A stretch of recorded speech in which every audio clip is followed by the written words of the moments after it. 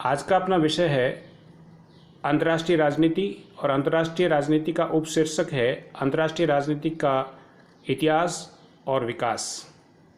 अंतर्राष्ट्रीय राजनीति जो है प्रथम विश्व युद्ध से पूर्व तक कोई व्यवस्थित अध्ययन नहीं था, न तो अमेरिकी विश्वविद्यालयों में और न ही अन्य देशों के विद्यालयों में या विश्वविद्यालयों में।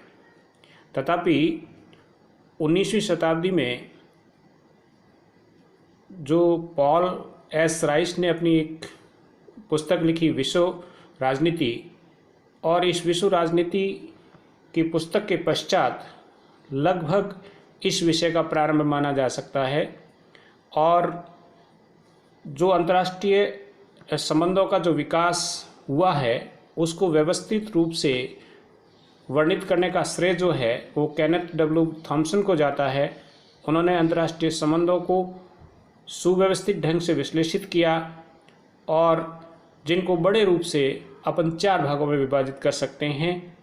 पहला कालखंड जिसको राजनयन का कालखंड कहा जा सकता है, दूसरा कालखंड जिसे आदर्श का युग कहा जा सकता है, तीसरा कालखंड जिसे कानून और संस्था निर्माण कहा जा सकता है, और चौथा स्टेज यह है कि यूएनओ की स्थापना। अब अपन प्रत्येक स्टेज वाइज देखें कि किस प्रकार से अंतर्राष्ट्रीय राजनीति का विकास का इतिहास रहा है। तो अंतर्राष्ट्रीय राजनीति का जो प्रारंभ है उसमें यूरोपियंस मॉडल था, और यूरोपियंस जो बड़े राष्ट्र थे वो ही अपने आप को अंतर्राष्ट्रीय राजनीति के बड़े किरदार मानते थे। लेकिन 1919 तक लगभग विश्व रंगमंच पर 2 धुरी राष्ट्र और मित्र राष्ट्रों के अलावा तीसरे विश्व के देश भी अपना वजूद स्थापित कर चुके थे। और लेकिन तीसरे विश्व के जो देश थे वो अपनी आज़ादी की लड़ाई लड़ रहे थे। तो अब अंतर्राष्ट्रीय राजनीति धुरी राष्ट्रों की या मित्र राष्ट्रों की राजनीति नहीं बल्कि तीसरे विश्व के देशों की राजनीति भी बनी। सन 1900 में विस्कॉन्सिन विश्वविद्यालय के प्रोफेसर पॉल एस राइस का व्याख्यान हुआ और उन्होंने वर्ल्ड पॉलिटिक्स पर अपना व्याख्यान दिया। और इसी व्याख्यान के आधार पर उन्होंने world politics at the end of the 19th century as a influenced by the oriental situation नामक पुस्तक प्रकाशित की। और ये पहली पुस्तक थी जिसमें विश्व राजनीति की चर्चा की गई थी। केनेथ डब्ल्यू थॉम्सन ने अंतर्राष्ट्रीय संबंधों के विकास एवं इतिहास को सुव्यवस्थित कालक्रमानुसार विश्लेषित किया, जिनको अपन मोटे रूप से 4 भागों में बांटते हैं। फर्स्ट स्टेज जो 20वीं शताब्दी के आरंभ से लेकर 1919 तक का कालखंड कहलाता है। इस कालखंड में अंतर्राष्ट्रीय राजनीति राजनयन से संबंधित थी, कूटनीति से संबंधित थी, और इसमें प्रत्येक राष्ट्र अपने दृष्टिकोण से अपने आप को शक्तिशाली सिद्ध करने का या अन्य जो साधन होते हैं साम दाम दंड भेद कूटनीतिक साधनों पर अधिक बल दिया। इस काल के अंदर अमेरिका में अंतर्राष्ट्रीय संबंधों का अध्ययन प्रारंभ हुआ। वर्ल्ड पॉलिटिक्स पुस्तक सामने आई। वेल्स विश्वविद्यालय में वुडरो विल्सन के नाम से चेयर स्थापित हुई। अल्फ्रेड जर्मन और C.K. वेबस्टर इसके प्रथम अधिकारी बने। और अंतर्राष्ट्रीय राजनीति को और अंतर्राष्ट्रीय संबंध को परिभाषित करने का, अंतर्राष्ट्रीय उसका वजूद स्थापित करने का ये पहला चरण था। और इसमें जो है वो अमेरिका के विश्वविद्यालयों में इसका अध्ययन प्रारंभ होता है और एक स्वतंत्र विषय या अलग से विषय की अवधारणा स्थापित हुई। 1919 से लेकर 1920 तक, जिसको अपन जो अंतर्राष्ट्रीय राजनीति के विकास है उसका दूसरा चरण मान सकते हैं, इसको आदर्शवाद के युग का नाम दिया जा सकता है। वेल्स विश्वविद्यालय में अंतर्राष्ट्रीय राजनीति विज्ञान का विभाग खुला और इस कालखंड के अंदर के जो अंतर्राष्ट्रीय संबंधों के विद्वान हैं वो तत्कालीन राजनीति की जानने की बड़ी ललक रखते थे। क्या हो रहा है, कैसे हो रहा है, आज क्या है, इन पर बहुत अधिक बल था। और इसी समय लीग ऑफ नेशंस की स्थापना हुई और एक आशावाद जगह, वसुधैव कुटुंबकम की भावना पर अधिक बल दिया गया। और ये जो कालखंड था इसमें आदर्श की बातें अधिक हुई।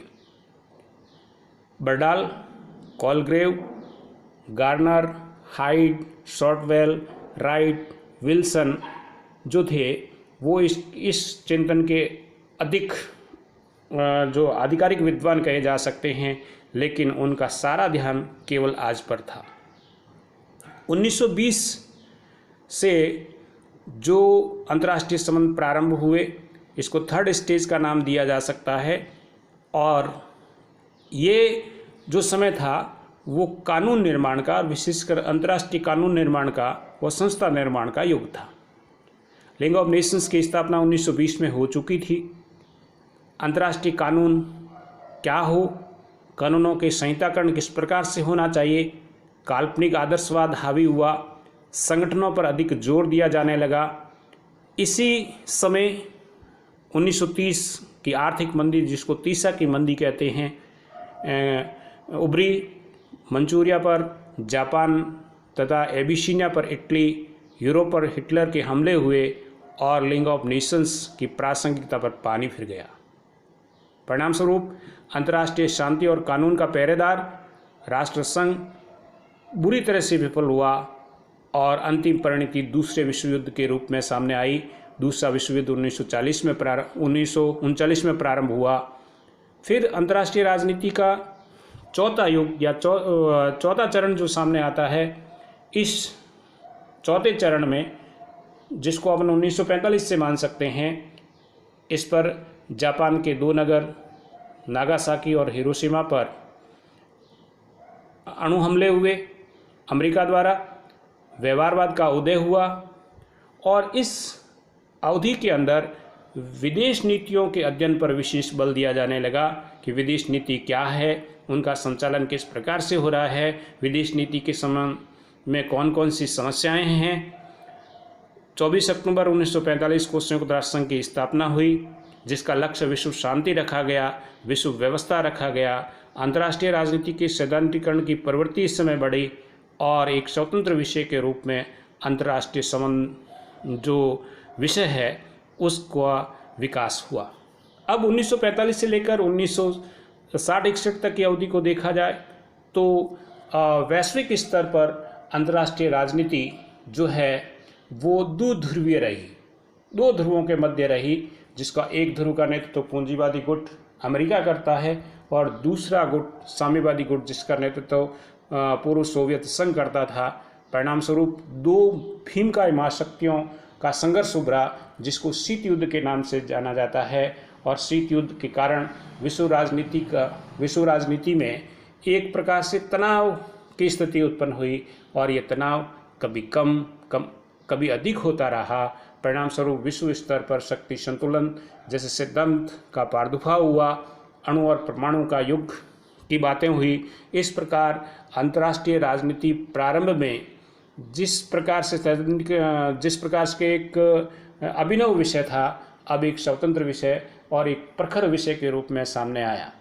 अब निष्कर्ष रूप में अपन ये कह सकते हैं कि अंतर्राष्ट्रीय संबंध एक परिवर्तनशील विषय है और एक परिवर्तनशील होने के साथ साथ इस विषय के किरदार समय समय पर बदलते रहे।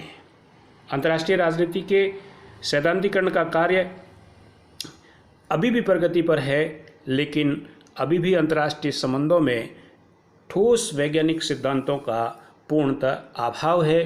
लेकिन निष्कर्ष रूप में अपन ये कह सकते हैं कि अंतर्राष्ट्रीय संबंध एक गतिशील विषय है और ये सारे भारत के और विश्व के जितने भी विश्वविद्यालय हैं अब उसमें अंतर्राष्ट्रीय राजनीति या अंतर्राष्ट्रीय संबंधों के नाम से अलग अलग चेयर है, विषय है और स्नातक और स्नातकोत्तर स्तर पर पढ़ाया जाने लगा है। तो स्पष्ट कहा जा सकता है कि अंतर्राष्ट्रीय संबंध एक विषय के रूप में, एक गतिशील विषय के रूप में स्थापित हो चुका है।